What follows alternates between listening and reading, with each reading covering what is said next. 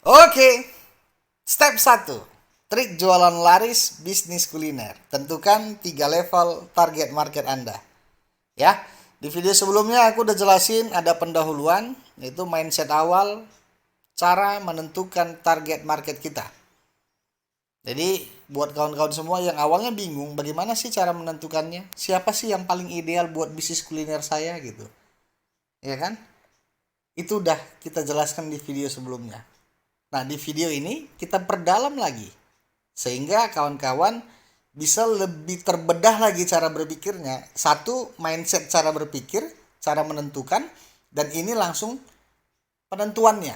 Kira-kira siapa yang menjadi target market untuk bisnis kuliner Anda semua? Oke, kita mulai materinya. Nah, tapi aku disclaimer dulu, mengingat ada begitu banyak jenis produk kuliner, ya, dan banyak jenis konsepnya, sudah pasti ada begitu banyak juga jenis target market yang berbeda-beda. Ya, di materi ini kita akan bahas bagaimana cara menentukan 3 level target market.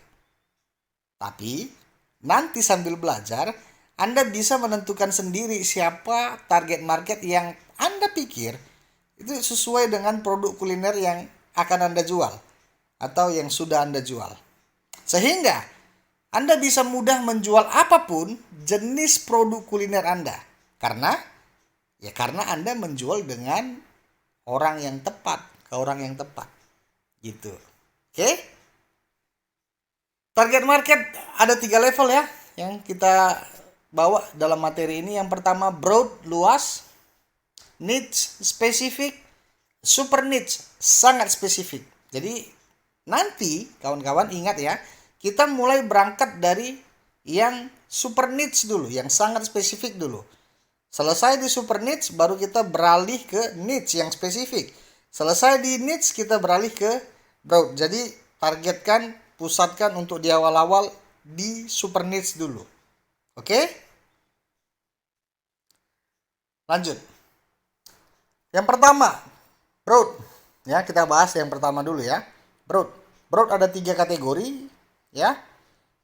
Ada range usia, ada jenis kelamin, dan ada kelas sosial. Nah, kalau range usia, semua usia bisa beli itu benar. Tapi Anda harus menentukan dulu kira-kira range usia berapa target market Anda yang memenuhi unsur mau, mampu, dan menjadi pengambil keputusan. Seperti yang udah kita jelaskan di video mindset awal. Yang kedua, jenis kelamin. Apakah perempuan atau laki-laki yang lebih tertarik mengkonsumsi produk kuliner Anda? Atau sama rata? Ya, itu yang harus kita tentukan. Yang ketiga, apakah Anda ingin menargetkan kelas menengah ke atas atau kelas menengah ke bawah? Ya, nggak bisa disatuin nih. Walaupun pernah bersatu, tapi nggak akan bisa disatuin. Nanti strateginya amburadul jadinya. Oke, yang level 2 niche, spesifik. Kita ada 2, pekerjaan dan aktivitas hobi tertentu. Yang pekerjaan, apakah produk kuliner Anda diminati profesi tertentu karena ada hukum sebab akibat dari pekerjaan mereka? Misalnya, kafe Anda dekat dengan kantor gubernur. Berarti pekerjaan target market Anda itu PNS di kantor gubernur. Betul? Bang, tapi kan bang yang di kantor gubernur itu bisa aja bukan PNS. Boleh dong target ke mereka? Ya boleh. Tapi kan dalam hal ini kita masih menentukan pekerjaan apa yang paling bisa kita masukkan ke dalam 3 level target market kita. Kalau orang-orang yang datang silih berganti ke kantor gubernur misalnya, Anda tahu pekerjaan mereka apa? Kalau tahu tulis, kalau nggak tahu ya udah. Oke. Yang keduanya, aktivitas hobi tertentu. Apakah produk kuliner Anda diminati aktivitas atau hobi tertentu? Karena ada hukum sebab akibatnya. Misalnya, Anda jual produk salad buah. Salad buah identik dengan kesehatan ya. Nah, biasanya yang suka makanan sehat itu adalah orang yang suka nge-gym atau yang fitness. Nah, berarti Anda bisa targetkan ke fitness mania. Fitness mania orang yang suka olahraga, maksudnya gitu. Oke, lompat ke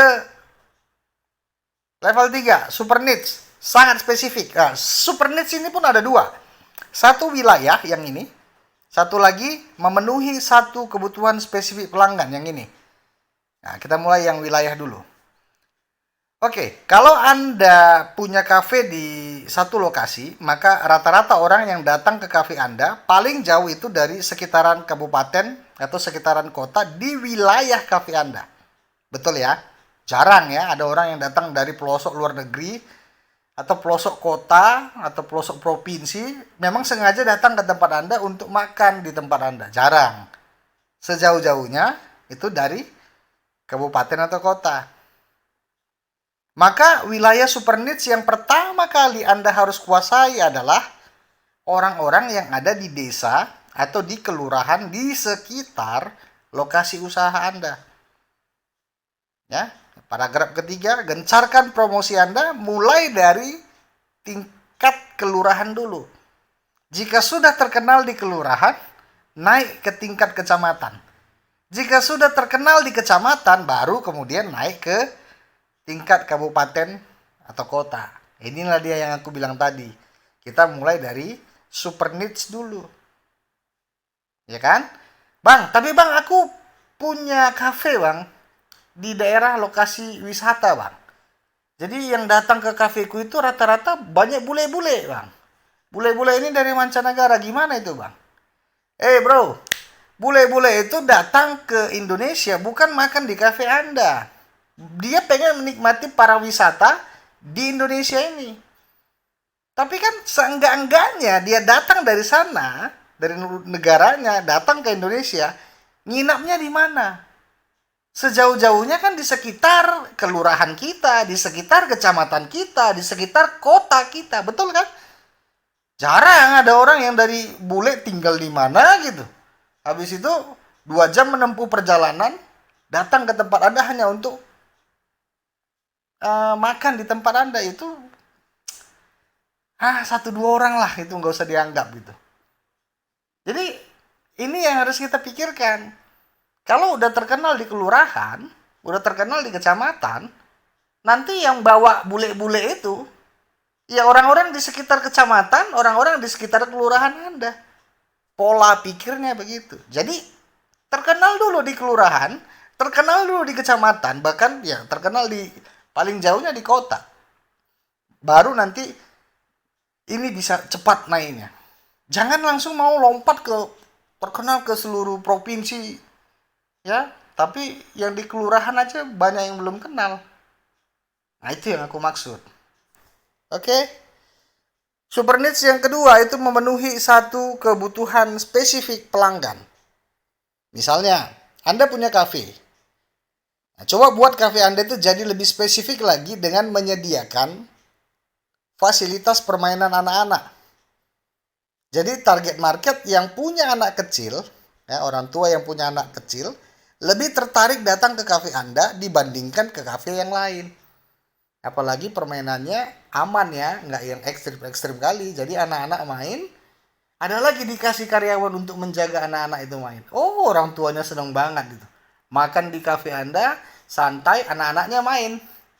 Anak-anaknya senang, orang tua senang, happy ending. Ya, yang kedua, misalnya Anda punya produk kuliner menu varian ayam. Coba Anda buat jadi lebih spesifik lagi dengan menetapkan menu utama Anda adalah ayam kampung. So, orang-orang yang anti dengan ayam broiler itu sangat membutuhkan produk kuliner Anda. Ada bang yang anti dengan ayam broiler bang? Ada, banyak. Makanya kadang-kadang orang yang anti dengan ayam-ayam Eropa itu, ayam broiler itu, dia lebih milih seafood yang lebih original. Pengen gak dia makan ayam? Mungkin pengen-pengen aja, karena mungkin dia takut, karena mungkin ada false belief di pikirannya, ya akhirnya dia anti dengan makan itu. Bisa Anda buat seperti ini? Bisa. Harga naik lagi. Oke ya, tapi biar jangan melebar, ini yang aku maksud. Biar kawan-kawan itu ngerti pola-pola apa yang bisa kita buat untuk mengisi 3 level target market kita. Ya, lanjut. Nah ini dia. Aku kasih contoh. Ya, aku buat analogi 3 level target market. Produk kulinernya itu ikan nila bakar. Ikan nila bakar itu menu utamanya ya. Konsep bisnisnya itu ya warung makan biasalah, yang kecil-kecil aja. Jadi kita coba buat gimana sih cara ngisi 3 level target marketnya. Ini dia. Yang mulai dari yang broad ya. Broad itu range usianya 27 sampai 45. Broad yang kedua jenis kelamin itu laki-laki. Broad yang ketiga kelas sosialnya kita ambil menengah ke bawah. Naik ke level niche. Niche itu pekerjaan dan hobi. Pekerjaannya karyawan pabrik karena dekat kawasan industri. Hobinya itu memancing. Ini masih asumsi sementara. Naik level tingkatnya ke super niche. Super niche wilayahnya. Wilayah kelurahan samping kiri. Samping kiri di mana, Bang? Ya, di sebelahnya samping kanan. Samping kanan, Bang.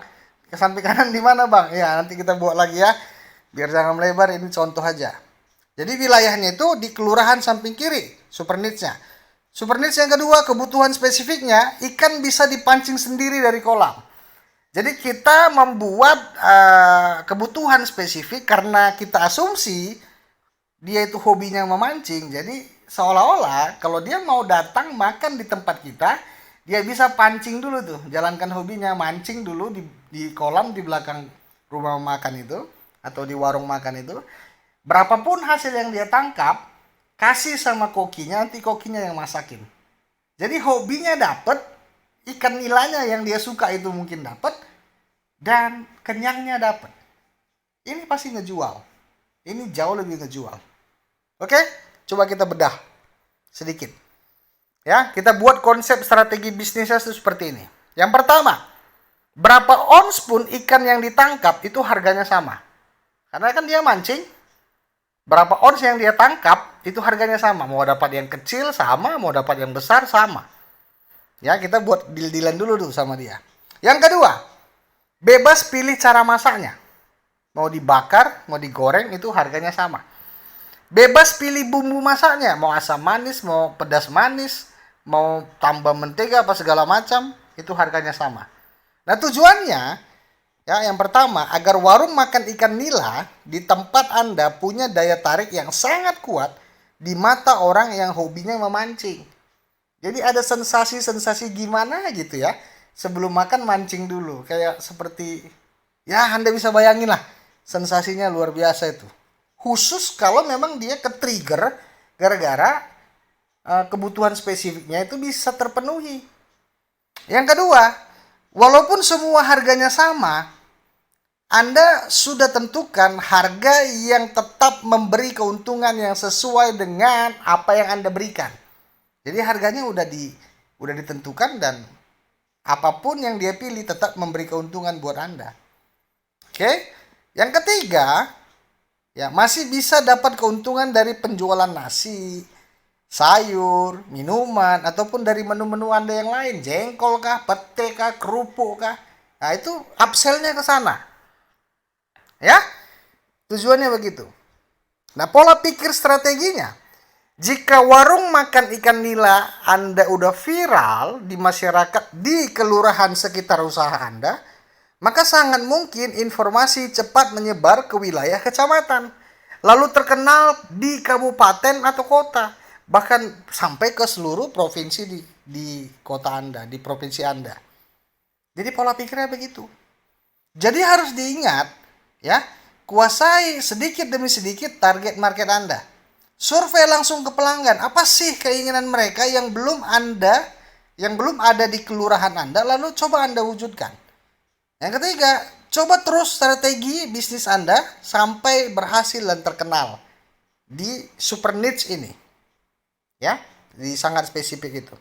Nah, tugas Anda sebagai pebisnis kuliner, temukan 3 level target market, lalu konsep strategi awalnya yang seperti ku buat tadi, bagaimana menjangkau mereka agar mereka mau beli produk kuliner Anda. Ya, super niche. Ingat saran saya. Anda harus mulai strategi awal dari super niche lebih dulu. Karena jika super niche udah Anda kuasai, maka level niche dan broad jadi lebih gampang. Kenapa gitu, Bang? Ini ku jelaskan sedikit lagi. Karena gini, waktu Anda mencoba menguasai yang di tingkat kelurahan, kelurahan kan kecil. Nanti yang setelah di kelurahan itu selesai, Anda kuasai, udah kuliner Anda udah terkenal di kelurahan Anda. Nanti orang-orang yang di kelurahan itu yang akan ikut memviralkan sampai ke kecamatan. Dari kecamatan ikut memviralkan sampai ke kota. Dari kota ikut memviralkan sampai ke provinsi, bahkan mungkin sampai ke seluruh Indonesia ini. Pola pikirnya begitu.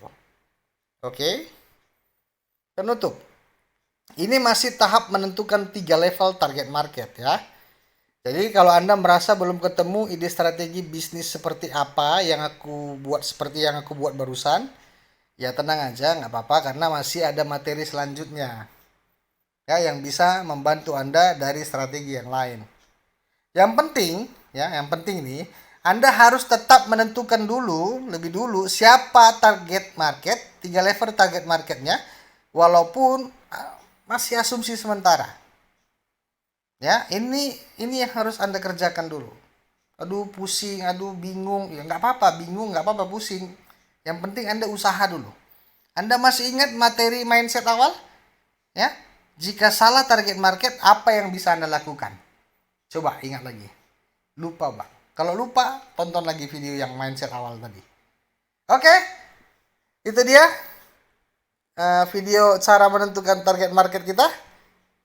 Sampai di sini dulu. Bisnis laris, rasanya manis. Ciao.